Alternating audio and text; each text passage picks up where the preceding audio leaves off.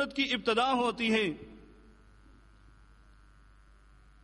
قانون قدرت یہ ہے کہ اللہ رب العالمین اپنے پہلے قانون فطرت کو ختم کر کے اپنی قدرت کے کرشمے دکھائے۔ یعنی آگ کا کام یہ تھا، فطرت یہ تھی کہ وہ جلا کر راکھ کر دے۔ اللہ نے کبھی اپنے قانون قدرت کے تحت اسے گلے گلزار بنا دیا۔ اسی طرح دریاؤں میں بہنے والے پانی کی فطرت یہ ہے کہ وہ بہتا رہے اور بہا کر لے جائے، غرق کر دے۔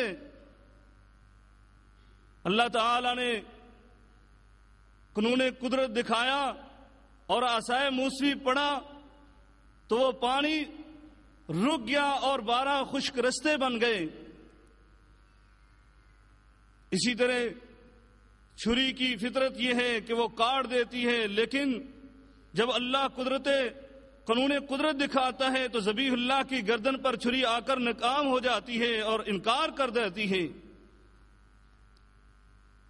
یہ قانون قدرت، اسی قانون قدرت کے تحت اللہ رب العالمین نے اپنے تمام انبیاء کرام علیہم الصلاۃ والسلام کو بعض دلائل و براہین یعنی معجزات عطا کیے۔ جیسے قرآن مجید فرقان حمید ارشاد فرماتا ہے وَلَقَدْ جَاءَتْهُمْ رُسُلُنَا بِالْبَيِّنَاتِ، ہمارے رسول ان کے پاس واضح دلائل و براہین لے کر آئے، معجزات لے کر آئے۔ اور میرے آقا علیہ الصلوۃ والسلام نے بھی فرمایا ما من الانبیاء نبی الا اعطی من الآیات ما مثلہ آمن علیہ البشر، کہ اس کائنات میں کوئی بھی نبی ایسا نہیں آیا جس کو اللہ رب العالمین نے کچھ معجزات نہ عطا کیے ہوں جن کو دیکھ کر انسان ایمان لایا کرتے تھے۔ اسی قانون قدرت کے تحت اللہ رب العالمین نے میرے اور آپ کے ہادی و رہنما جناب محمد الرسول اللہ صلی اللہ علیہ وسلم کو بھی معجزات عطا کیے۔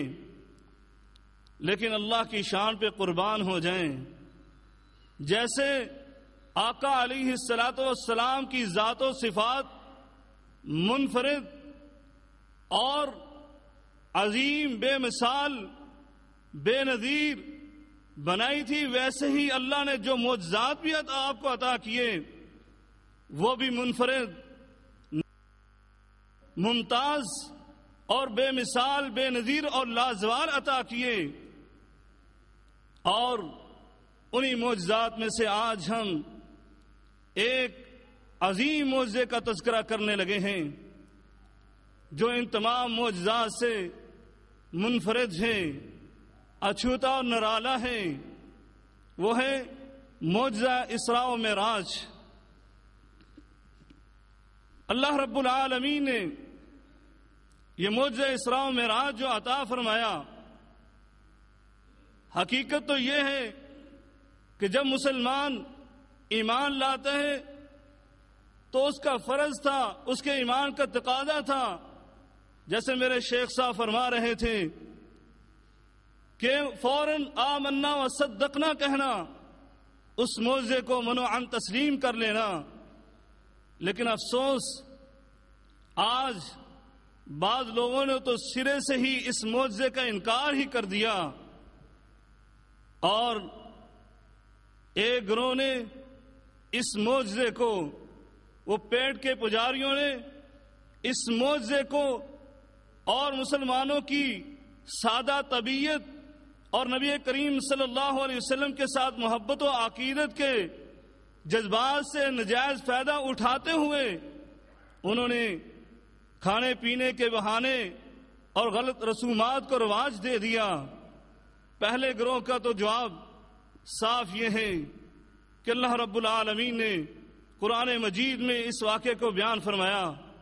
سورۃ الاسراء کی پہلی آیت اور سورہ نجم کی پہلی چند آیات میں اللہ رب العالمین نے اس معجزے کا تذکرہ فرمایا، اور پھر اس کے بعد جیسے شیخ صاحب فرما رہے تھے، اس معجزے کو اتنی کثرت سے صحابہ نے ذکر کیا کہ شاید ہی میرے آقا علیہ الصلوۃ والسلام کا کوئی اور معجزہ ہو جس کو صحابہ نے اتنی کثرت سے روایت کیا ہو۔